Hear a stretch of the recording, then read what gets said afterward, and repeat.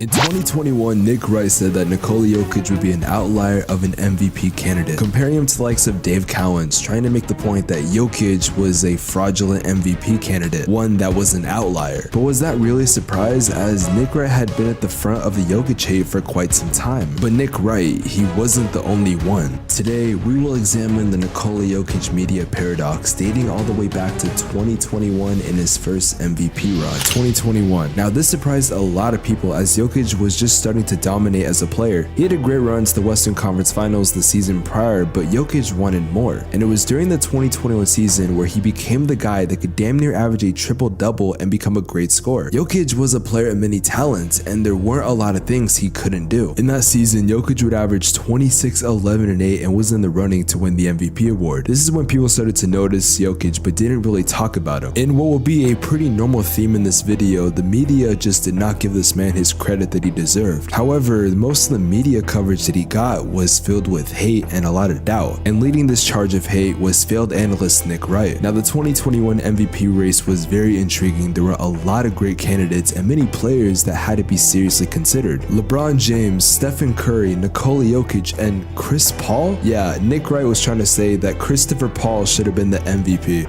Now, even as a Suns fan myself, I can admit this was an egregious take. Going off stats alone, Jokic easily would win that battle. And it's not even close. At all. Now what I think is the most interesting part of this clip is the fact that Chris Paul wasn't even the best player on his team. That title went to Devin Booker, someone who is having an amazing season. Sure, Chris Paul was having a good season, especially for his age, but it wasn't MVP level worthy, and most people didn't see it that way. Now, how close was this MVP race? Well, it wasn't even close. Nikola Jokic would get 91% of the first place votes, as Nick Wright's MVP candidate Cliff Paul would get one vote. Yes, he would get a singular vote by members of the media. However, maybe Nick Wright was correct, as his point about Chris Paul being the better player was starting to be put into question as the Suns would sweep the Nuggets that season. Sure, Jokic had good stats, but he would struggle in one-on-one matchups versus DeAndre Ayton, which started an entire other conversation regarding him. Now at this point, the entire media as a whole was starting to talk about Jokic, but not in the way he deserved. And it was in 2022 where the Jokic disrespect would reach an all-time high. Now the disrespect was small at first. It was just little things, like the Nuggets not getting a Christmas Day game, which was very rare for an MVP candidate to not get that. Even the way Jokic was talked about, it was disrespectful, but it was also passive. Like people just didn't want to talk about him nor mention his name. It wasn't full hate just yet, it was people just disregarding him. But at some point, you have to recognize this,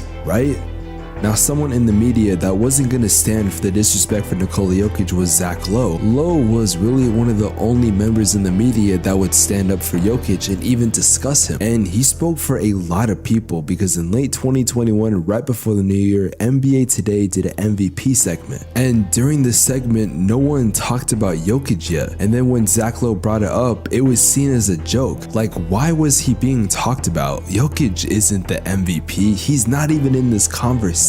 Like a guy that was on track to have another MVP, a guy who led his team to a winning record despite his entire team being injured, and a guy you could argue that was approaching the status of one of the best players in the NBA. It's beyond stupid that we frame this as a two-man race.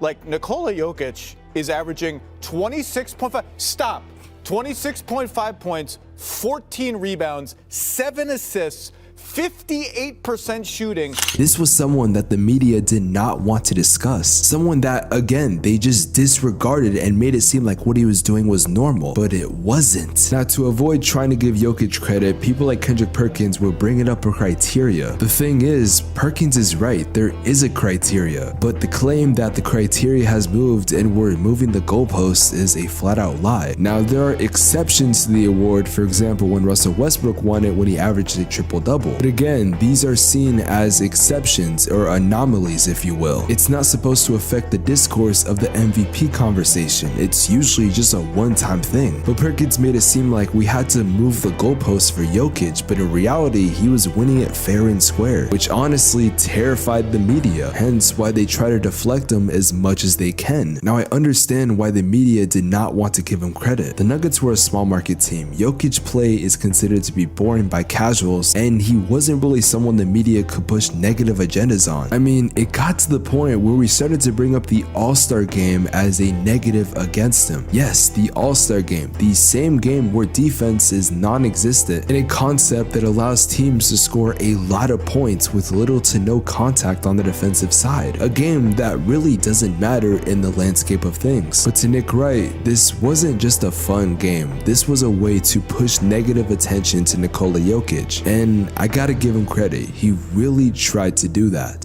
Because, okay, I have been called I've been called a troglodyte. He's a very good player.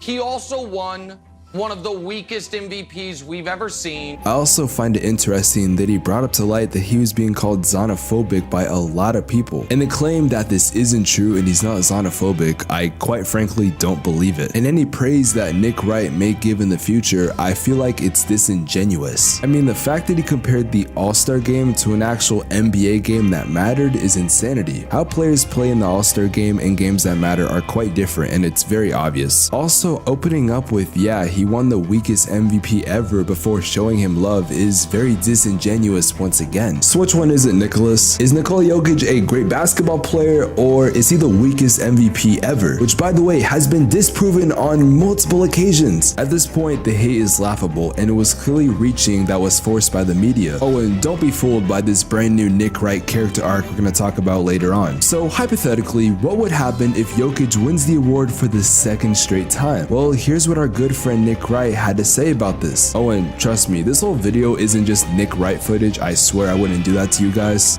Well, Nick, I think I actually know why you don't have an MVP vote. Now, this could all be speculation, but you probably don't have an MVP vote because you say outrageous takes for clicks, you don't have any structure to what you say, you quite frankly don't understand the game of basketball, you're xenophobic, and you made a career hitting on another man. Even Skip Bayless is questioning how you're still around. But hey, what do I know?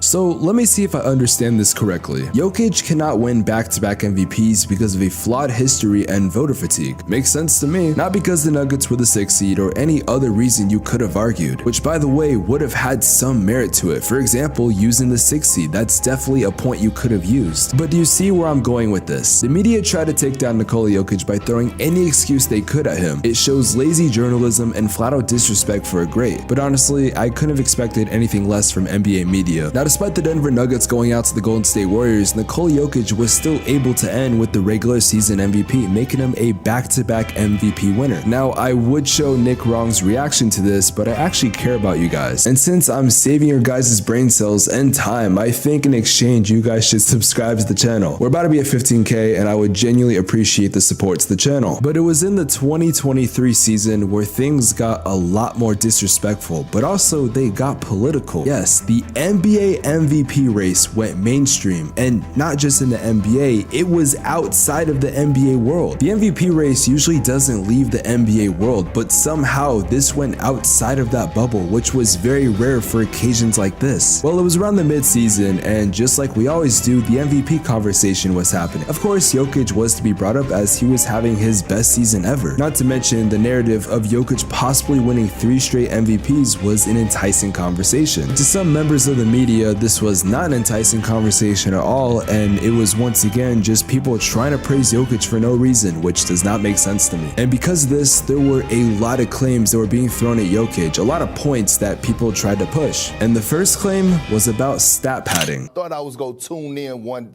time and actually see you say it, but since you're scared to say it, I'm gonna say it, okay? Don't come giving me this stuff about a triple. Okay, well, don't come giving me this stuff about a triple-double. You said what? Don't worry, that keyboard was worth just as much as Kendrick Perkins' credibility. Now, I could dive into this claim, but I don't even think this was the worst claim that Perk could have made. But if you do want more perspective on this, well, Legend Winning made a video about this months ago when this originally happened, so if you do want more context on this claim, I would highly suggest watching that video. But maybe there's more to what Kendrick Perkins has to say. When it comes down to guys winning MVP since 1990, it's only 3 guys that won the MVP that wasn't top 10 in scoring. Do you know who those 3 guys were? Who were they? Steve Nash, Jokic, and Dirk Nowitzki. Nah. Dirk Nowitzki.